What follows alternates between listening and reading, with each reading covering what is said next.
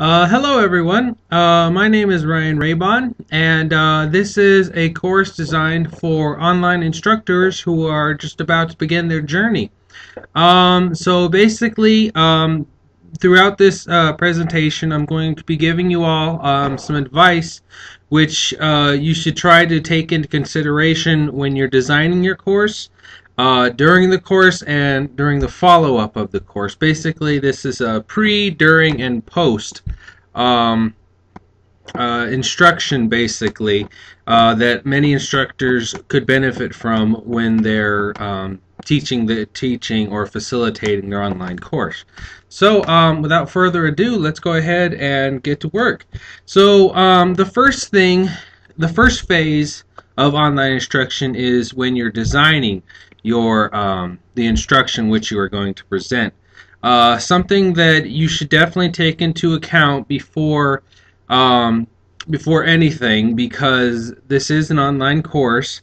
You want to make sure that you have a solid relationship with the IT department, such as you want to make sure that you have their phone number in case you experience some problems. Basically, since this is an online course, not a face-to-face course, IT is certainly important, and it's also nice to have their number in case your students want to contact IT if they have problems.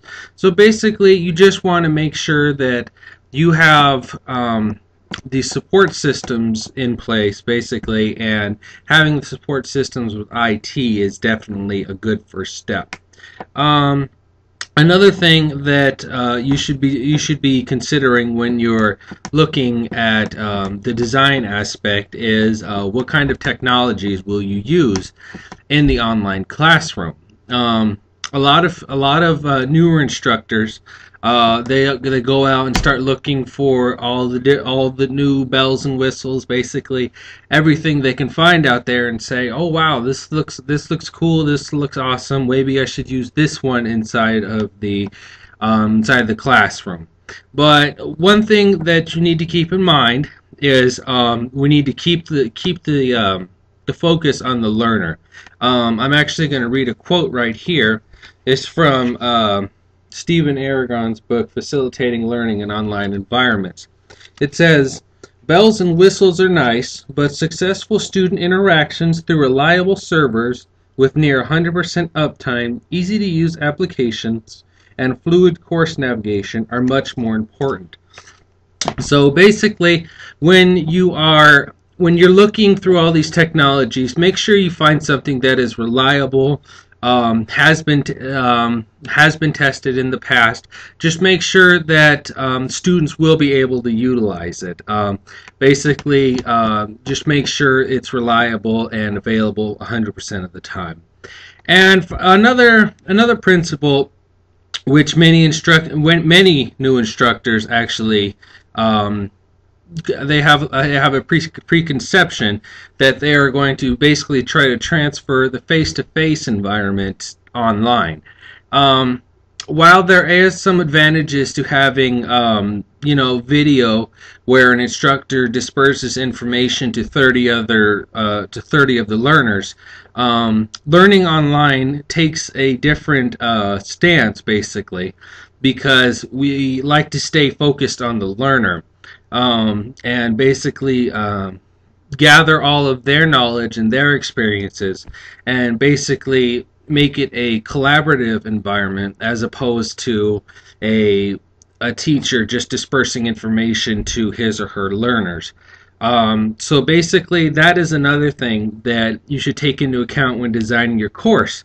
You want to make sure that your activities and the technology that you're utilizing basically let the learner come out of his or her shell and communicate and collaborate with their peers, because online learning follows the guide on the side approach with regards to the instructor, not the sage on the stage approach, where you're dispersing information, one instructor to 30 students. It's not like that.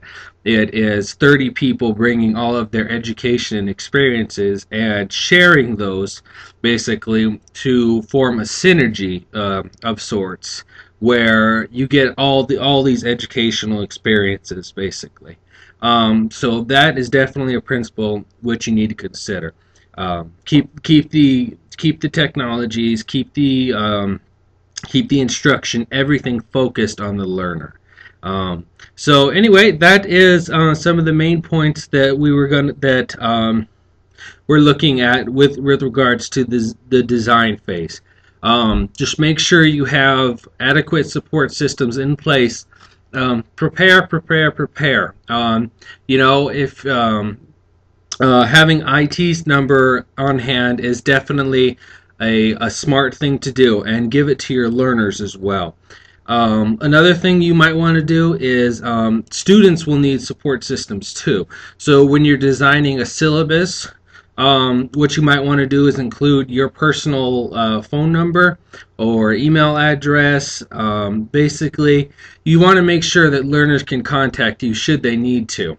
That is something that will tell them basically, okay, this instructor is here for me, and he genuinely cares about my success in this course.